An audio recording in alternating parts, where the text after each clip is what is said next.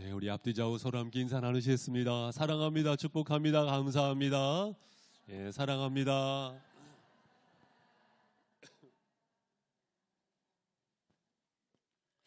우리 성도님들은 가을이 되면은 어떤 꽃이 생각이 나십니까? 코스모스, 코스모스 한들 한들. 예, 또 어떤 분은 국화. 그렇죠. 국화 하면은 우리 서정주님의 국화 옆에서 시가 생각이 나죠. 한 송이 국화꽃을 피우기 위하여 봄부터 소쩍새는 그렇게도 울었나 보다. 한 송이 국화꽃을 피우기 위하여 천둥은 먹구름 속에서 그렇게 울었나 보다. 이 시에 의하면은 꽃을 피기까지 무엇이 있었다는 것입니까? 울음이 있었다. 그렇게 울었나 보다. 그렇게 울었나 보다. 제가 두 달을 앞당겨서 캐롤을 한번 불러보도록 할게요. 울면 안 돼, 울면 안 돼. 산타 할아버지는 우는 애들에게 선물을 안 주신대. 여기서 아멘 하면 안 됩니다. 혹시나 산타클로스 할아버지는요, 우는 애들에게 선물을 안 주실지 모르겠지만 우리 주님께서는, 우리 예수님께서는요, 우는 애들에게 더 준다는 말이 있는 것처럼 더 은혜를 베풀어 주십니다. 심지어 우리 예수님께서는 누가복음 23장 28절에 보니까 너희와 너희 자녀를 위하여 울라. 오히려 울라고 말씀을 하셨어요. 산상수훈에도 보면은요, 마태복음 5장 4절 말씀해 보니까 애통하는 자는 복이 있나니. 어떤 자가 복이 있나니? 애통하는 자. 애통하는 자가 복이 있다. 그들이 위로를 받을 것이며. 애통하는 자가 복이 있다고 말씀하고 있지 않습니까? 여러분 아시다시피 우리 예수님께서도 요한복음 11장 35절 말씀해 보니까 예수께서 눈물을 흘리시더라. 예수님께서요, 눈물을 흘리셨어요. 언제? 사랑하는 나사로의 죽음 앞에서 우리 예수님께서 눈물을 흘리셨다, 그 말씀이거든요. 십자가를 지는 사명 앞에서 전날 밤 겟세마네 동산에서 땀방울이 빗방울이 되도록 기도하실 때도 우리 예수님께서는 눈물을 흘리셨죠. 멸망당할 시온성 앞에서 예루살렘 성을 바라보면서 우리 예수님께서는 또한 눈물을 흘리셨죠. 눈물에 대한 말씀을 드리는 이유는 함께 보시는 예레미야 애가 말씀, 근간에 우리가 주중에 큐티하는 본문의 말씀이기도 하죠. 이 예레미야 애가 말씀은 말 그대로 어떤 책이냐면 애가입니다. 애가. 레멘테이션, 그러니까 조가라 그 말씀이에요. 슬픔의 노래라 그 말씀입니다. 첫 절 한번 같이 읽어보시죠. 시작. 슬프다 이 성이요, 전에는 사람들이 많더니 이제는 어찌 그리 적막하게 앉았는고. 전에는 열국 중에 크던 자가 이제는 과부같이 되었고, 전에는 열방 중에 공주였던 자가 이제는 강제 노동을 하는 자가 되었도다. 여러분, 그 배경은 그렇습니다. 기원전, 그러니까 BC 586년경에 남유다가 바벨론에게 완전히 정복을 당하게 되잖아요. 그러니까 남유다 입장에서는요, 나라를 빼앗긴 것입니다. 나라를 빼앗긴 그 서러움, 그것을 지금 노래하고 있는 것인데요. 대표적으로 1장 1절 말씀을 읽으셨는데 슬프다, 히브리어로는 에카입니다. 여러분, 히브리어 성경은요, 제목을 그 첫 단어나 첫 문장에서 따오거든요. 그래서 한글 성경은 에레미야 애가 이렇게 되어 있지만 히브리어 성경에는요, 에카 이렇게 제목이 달려 있어요. 슬프다, 슬프다.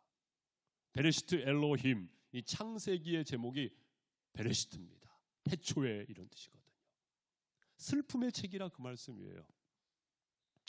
우리가 이 예레미야 애가를 조금 살펴볼 필요가 있는데, 그 구조적인 특징이 또 있습니다. 이미 읽어보신 분은 이해하실 수 있겠습니다만은 1장의 전체가 몇 절이에요? 22절. 2장의 전체가 몇 절이에요? 22절. 3장은 전체가 몇 절이에요? 66절. 4장은 전체가 몇 절이에요? 22절. 5장은 전체가 몇 절이에요? 22절. 다 22절씩 돼 있어요. 그 이유가 무엇이냐면 예레미야 애가는 시거든요. 어떤 방식으로 기술이 되어 있느냐 하면 히브리어 알파벳이 자음이 22개입니다. 그러니까 A부터 Z까지 한번 히브리어 읽어보세요. 시작. 우리는 예, 발음이 아주 정확하신 분입니다. 그렇죠? 여러분 제가 한번 운을 띄워볼 테니 여러분 운을 띄워보시면 제가 삼행시를 제 이름으로 짓겠습니다. 한번 운을 띄워보세요. 최윤종은 윤기가 반짝반짝 나는 종종종 하나님의 종이다. 답관체라고 하거든요. 답관체. 그러니까 첫 글자를 따가지고 그 문장을 기술하고 첫 글자를 따가지고 그 문장을 기술하고 이런 답관체 형식으로 예레미야 애가를 기술을 한 겁니다. 시편 119편 말씀 같은 경우에도 그렇게 아크로스틱이라고 하거든요. 답관체라고 하는데 알파벳 첫 글자를 따라서 한 절을 쓰고 한 절을 쓰고 한 절을 쓰고 3장 같은 경우에는 알파벳 하나를 가지고 세 절을 기술해 가지고 66절로 이렇게 되어 있습니다. 왜 그러한 아크로스틱 답관체로 기록을 했을까? 아마 첫 번째 이유는 암송하기 쉽게 하기 위해서 그랬을 겁니다. 유대인들은 보통 이 말씀을 통째로 암기를 했으니까요. 절기 때 반복적으로 고백을 했으니까. 그리고 두 번째로는 저자의 기술 방식입니다. 저자의 개성이죠. 하나님께서는 이 저자를 존중하시면서 그 가운데 사용하셔서 하나님께서는 우리에게 말씀하신 줄로 믿습니다. 어쨌든지 간에 예레미야 애가에는 이러한 특징이 있다라는 것을 이해하면서 말씀을 만나게 되어지면 더 친근하게 말씀을 만날 수가 있게 될 것입니다. 자, 2절 3절 말씀 우리 성도님들이 읽어보세요. 자, 시작. 밤에는 슬피 우니 눈물이 뺨에 흐름이여 사랑하던 자들 중에 그에게 위로하는 자가 없고 친구들도 다 배반하여 원수들이 되었도다. 유다는 환난과 많은 고난 가운데 사로잡혀 갔도다. 그가 열국 가운데 거주하면서 쉴 곳을 얻지 못하며 그를 핍박하는 모든 자들이 궁지에서 그를 뒤따라 잡았도다. 이 말씀의 기록자는 예레미야 선지자입니다. 예레미야 선지자가 슬프다. 에카. 그런데 무엇이 슬프다는 것인가? 왜 슬픈 것인가? 슬픔의 이유가 무엇인가? 바벨론에게 정복을 당하게 되면서 많은 사람들이 포로로 끌려가게 되었습니다. 삶의 터전이었던 도시는 파괴가 되었습니다. 경제권이 박탈당했습니다. 사랑하고 의지하던 사람들과의 관계가 단절이 되었습니다. 지금 그것을 말하고 있는 거예요. 밤에는 슬피 우니 눈물이 뺨에 흐르며 사랑하던 자들 중에 그에게 위로하는 자가 없고 친구들도 다 배반하여 원수들이 되었도다. 사랑하는 성도 여러분, 슬픔의 이유는 아마 손꼽을 수 있는 슬픔의 이유는 그것일 겁니다. 상실의 아픔입니다. 잃어버렸다 그거예요. 잃어버렸다 그것입니다. 그 잃어버린 상실의 아픔 속에서 아쉬움이 있고 억울함이 있고 죄책감도 있고 외로움도 있고 그 가운데 슬픔, 그 슬픔을 표현할 수밖에 없는 것이죠. 여러분, 슬퍼할 때 슬퍼할 수 있어야 합니다. 그것이 건강한 것입니다. 어거스틴 같은 경우에도 고백록에 보면은요, 친구의 죽음 후에 유일하게 위안이 된 것은 울음이었다고 이렇게 말하고 있는데요. 슬플 때 슬퍼할 수 있어야 합니다. 1997년도 영국의 다이아나 황태자비가 36살 때 자동차 사고로 죽었어요. 그때 대다수의 영국 사람들이요, 눈물을 흘리면서 비탄에 빠졌습니다. 그런데 참 흥미로운 현상이 벌어졌어요. 그게 뭐냐 하면은요, 영국 안에 우울증 환자가 절반으로 떨어졌다는 거예요. 그래가지고 이 현상을 가리켜서 심리학자들은요, 다이아나 효과라고 한다고 하더라고요. 눈물이 날 때는 울어야 합니다. 뭐 그런 주장도 있더라고요. 보통 여성이 남성보다 평균 수명이 더 길잖아요. 그 이유 중에 하나는 아마도 여성이 더 많이 울기 때문일 것이다 라는 주장이 있던데, 뭐 일리가 있다고 저도 생각이 됩니다. 예레미야 선지자의 슬픔의 이유, 그것은 바로 상실의 아픔이었습니다. 잃어버린 슬픔, 그것이었습니다. 또한 예레미야 선지자의 슬픔의 이유가 무엇이었습니까? 4절 말씀 우리 함께 읽어보죠. 시작. 시온의 도로들이 슬퍼하며 절기를 지키려 나아가는 사람이 없음이로다. 모든 성문들이 적막하며 제사장들이 탄식하며 처녀들이 근심하며 시온도 곤고를 받았도다. 여러분, 도로들이 슬퍼하고 있다는 거예요. 도로들이 슬퍼하며 절기를 지키려 나아가는 사람이 없음이로다. 여러분, 절기가 되면은요, 보통 사람들이 시온, 예루살렘 성으로 찾아온단 말이에요. 그런데 그 사람들의 발길이 뚝 끊겨버렸다. 그것을 도로들이 슬퍼하고 있다라고 시인은 표현하고 있는 것이죠. 이것을 통해서 예레미야는 무엇을 말하고자 하는 것입니까? 하나님을 찾고 있다, 찾고 있지 않다? 찾고 있지 않다. 하나님을 찾고 있지 않다. 이것이 슬프다는 것입니다. 이것이 슬프다는 거예요. 상실의 아픔, 그것도 슬픈 것이지만 하나님과 멀리 떨어져 있는 그 상황, 슬프다는 거예요. 여러분, 하나님과 멀리 떨어져 있는 그 상태를 가리켜서 뭐라고 하는지 아십니까?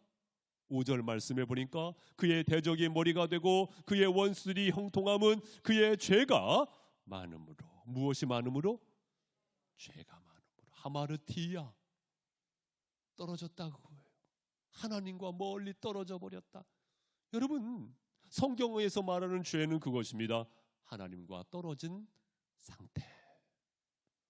8절 말씀도 보면은요, 예루살렘이 크게 범죄함으로 조석거리가 되었으니 전에 그에게 영광을 돌리던 모든 사람이 그의 벗었음을 보고 업신여기며 그는 탄식하며 물러가는도다. 범죄함으로. 선지자의 슬픔의 이유는 바로 그것입니다. 사람들이 하나님과 떨어져 버린 상태, 그 상황 속에서 슬퍼하고 있는 것이죠. 여러분, 우리가 이것을 슬퍼할 수 있어야 합니다. 상실의 아픔도 슬픔의 이유가 되지만 사실은 슬퍼할 때 슬퍼해야 할 것인데 하나님과 떨어져 버리는 상황 속에서 사실은 슬퍼할 수 있어야 합니다. 전도서 7장 3절 말씀에 보니까 슬픔이 웃음보다 나음은 얼굴에 근심하는 것이 마음에 유익하기 때문이다. 이 말씀을 한층 깊이 묵상해 볼 필요가 있지요. 시편 51편 17절 말씀에 하나님께서 구하시는 제사는 어떤 심령이라? 상한 심령이라. 하나님 앞에 떨어져 있음을 인정하면서 슬퍼하면서 하나님 앞에 가까이 나아가는 그 상한 심령이라. 가장 안타까운 것은 무엇입니까? 죄에 대한 무감각함이죠. 죄에 대한 무감각함입니다. 아무렇지도 않은 거예요. 죄에 대한 무감각함. 하나님과 멀리 떨어져 버렸는데도 불구하고 아무렇지도 않은 거예요. 아무렇지도 않은 거예요. 선지자는 이것이 슬프다는 것입니다. 개구리가 그렇다 하죠. 솥단지에서 밑에서는 장작불이 타오르고 있고 물은 조금씩 조금씩 따뜻해지고 그리고 뜨거워지는데 따뜻해지고 있으니까 그 속에서 아이고 좋네 아이고 좋네 하면서 푹 삶아지더라 그겁니다. 사랑하는 성도 여러분, 혹여나 죄에 대하여 우리가 무감각하고 있지는 않은가? 이것을 왜 돌아보지 않느냐 그것이지. 우리는 이로 인하여서 슬퍼할 수 있어야 합니다. 또한 슬픔의 이유가 무엇이냐? 5절 말씀 다시 한번 보시면 하반절에 보니까 그의 죄가 많음으로 여호와께서 그를 곤고하게 하셨습니다. 누가 곤고하게 하셨음이라고요?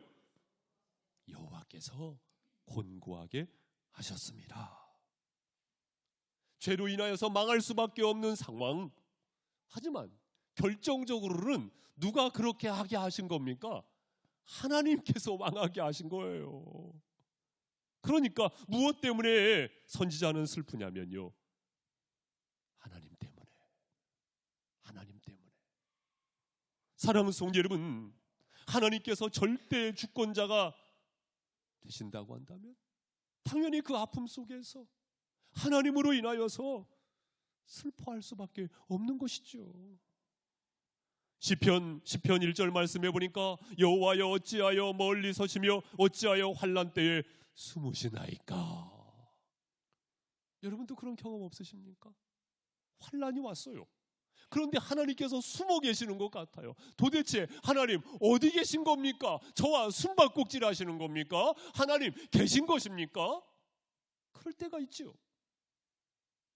시편 42편 3절에 보니 사람들이 종일 내게 하는 말이 내 하나님이 어디 있느뇨 하오니 내 눈물이 주야로 내 음식이 되었도다.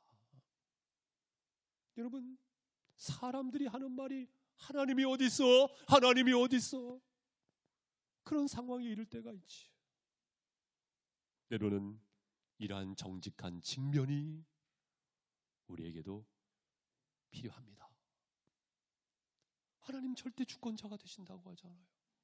그래서 누가복음 12장 6절 이하에도 보면은 참새 한 마리도요, 하나님의 허락하심이 없으면 떨어질 수 없대요.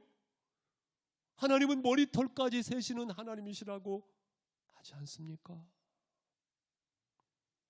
그런데 여러분, 여기에서 우리는 슬퍼할 수 있지만 또 하나 거기에 대안이 있다라는 것도 알아야 합니다.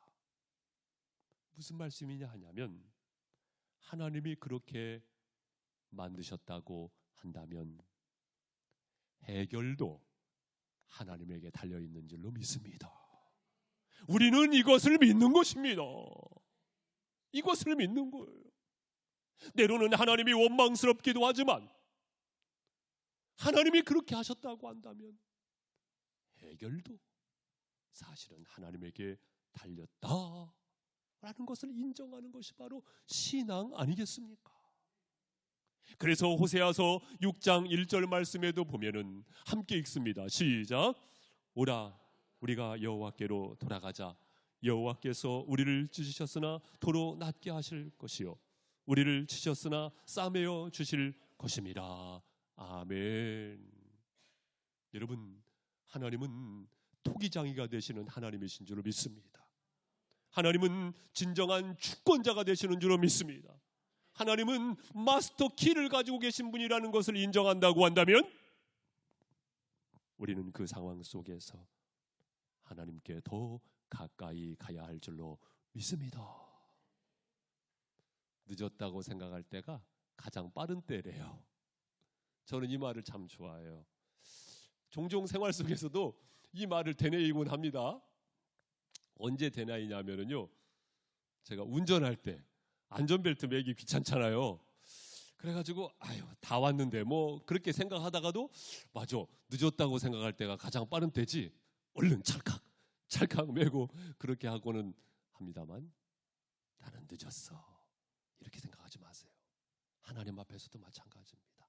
바로 그때가 타이밍입니다. 어떤 타이밍? 하나님 앞에 가까이 나가야 할 타이밍입니다. 사랑하는 성도 여러분, 우리가 슬퍼하는 것만큼 하나님도 슬퍼하실 때가 있다는 것을 아실 수 있기를 바랍니다. 누가복음 15장 말씀에 보면 탕자가 집을 나가죠. 아버지 품을 떠났다 그 말씀입니다. 그래가지고 모든 것을 다 허랑방탕하고 아버지께로 돌아오는데 글쎄 아버지는요 가락지를 끼우고 옷을 갈아입히고 신발을 갈아 신기고 송아지를 잡고 덩실덩실 춤을 추면서 동네 잔치를 벌이는 거예요. 기쁨의 환호성을 지르는 아버지를 생각해 보세요. 기쁨의 환호성을 지르시기까지 사실은 아버지에게 무엇이 있었던 것입니까? 아버지의 슬픔이 있었던 것입니다. 봉우리가 높으면 골짜기도 깊은 것처럼 골짜기도 깊으면 봉우리도 솟아오르고 있는 것처럼 아버지의 슬픔이 그렇게 컸다라는 것입니다. 언제요? 아들이 떠났을 때, 자식이 떠났을 때 아버지께서는 그렇게 슬프셨다 그 말씀입니다. 사랑하는 성도 여러분, 우리는 어떤 슬픔 속에서 아버지의 슬픔을 헤아릴 수 있어야 합니다. 진짜 효도도 그렇잖아요. 아버지의 마음을 알고 이해하면서 진짜 효도도 할 수 있는 것 아니겠습니까? 우리가 당한 슬픔 속에서 하나님 아버지의 슬픔을 헤아릴 수 있어야 합니다. 그렇게 되면 어떻게 될까요? 우리 그리스도인의 슬픔은요, 단순히 슬픔에 머물러 있기보다 그 속에서 하나님의 슬픔을 느끼고 하나님의 슬픔을 깨닫고 비로소 하나님의 희망을 열어갈 수가 있습니다, 여러분. 그렇게 한 자가 누구냐면요, 성경 읽어보니까요, 에스겔 선지자더라고요. 에스겔은 예레미야 선지자와 동시대를 살아갔던 인물입니다. 하나님께서 에스겔에게 환상을 줘요. 어떤 환상을 줍니까? 에스겔 37장 말씀에 보면은 골짜기에 마른 뼈다귀들이 일어나잖아요. 그리고는 군대가 되는 것입니다. 이것은 뭡니까? 멸망당한 이스라엘, 좌절 가운데 주저앉아 있는 이스라엘이 다시 일어나게 될 것이다. 그리고 우리는 그 말씀을 보면서 부활의 영광을 바라봅니다. 할렐루야. 이처럼 그리스도인의 슬픔은 슬픔 가운데 머물러 있는 것이 아니고 그 안에서 진정한 의미에서 희망의 세계를 열 수가 있다는 것입니다. 사랑하는 성도 여러분, 그 상황 속에서 우리는 하나님 앞에 더 가까이, 하나님 앞에 더 가까이 나가야 할 줄로 믿습니다. 또한 마지막 11절 말씀 우리 함께 읽죠. 11절 우리 성도님들 시작. 그 모든 백성이 생명을 이으려고 보물로 먹을 것들을 바꾸었더니 지금도 탄식하며 양식을 구하나이다. 나는 비쳐나오니 여호와여 나를 돌보시옵소서. 아멘. 여호와여 나를 돌보시옵소서. 지금 예레미야 선지자는 에카 슬퍼하고 있지만 지금 기도자의 자리로 돌아오고 있습니다. 그 기도는 어느 때의 기도보다 더 진실된 기도가 될 수가 있고 그 기도는 어느 때의 기도보다 더 깊은 기도가 될 수 있고 그 기도는 어느 때의 기도보다 더 뜨거운 기도가 될 수가 있었던 것이죠. 왜 그럴까요? 기도는요, 관계성에서 열려지는 것이기 때문입니다. 관계성에서 열려지기 때문입니다. 기도는 나만의 푸념이 아니고 인간의 정욕을 채우는 것이 아니고 기도는 하나님과의 밀착된 친밀한 관계성 속에서 하나님과의 교제이기 때문입니다. 그래가지고 언젠가도 소개를 드렸습니다만 후안 까를로스 오르티즈 목사님께서는 그런 책을 쓰셨잖아요. 그 책 제목 한번 읽어보세요. 시작. 우리의 기도의 대부분은 하나님 나라에서 잡동사니 우편물처럼 취급당합니다. 이 책 제목이에요. 사랑하는 성도 여러분, 긴 기도한다는 것, 그것을 강조드리는 것이 아니고 우리가 하나님 앞에 가까이 나가서 하나님과의 친밀함 속에서 기도하는 그 기도를 여시기를 주님의 이름으로 축복합니다. 그러면요, 하나님께서요 묵시를 주세요. 자, 예레미야 애가 2장 9절 말씀에 보면 딸 시온의 장로들이 땅에 앉아 잠잠하고 티끌을 머리에 덮어쓰고 굵은 배를 허리에 둘렀으며 예루살렘 처녀들은 머리를 땅에 숙였도다. 제가 10절을 읽었네요. 자, 9절 말씀 한번 같이 읽어보죠. 시작. 성문이 땅에 묻히며 빗장이 부서져 파괴되고 왕과 지도자들이 율법 없는 이방인들 가운데에 있으며 그 성의 선지자들은 여호와의 묵시를 받지 못하는도다. 여호와의 묵시를 받지 못하는도다. 안타까움을 말하고 있죠. 선지자의 생명이 무엇입니까? 하나님의 묵시를 받는 것입니다. 하나님의 계시를 받는 것입니다. 하나님의 비전을 받는 것인데 하나님과의 단절로 인하여서 여호와의 묵시를 받지 못하는도다. 이것만큼 안타까운 것이 어디 있습니까?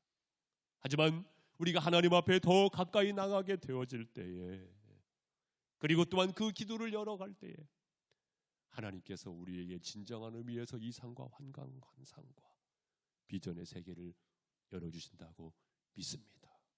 그 기도를 열어가시기를 주님의 이름으로 축복합니다. 마태복음 7장 11절 말씀에 보니까 함께 읽어보죠. 시작. 너희가 악한 자라도 좋은 것으로 자식에게 줄 줄 알거든 하물며 하늘에 계신 너희 아버지께서 구하는 자에게 좋은 것으로 주시지 않겠느냐. 아멘. 좋은 것은 무엇입니까?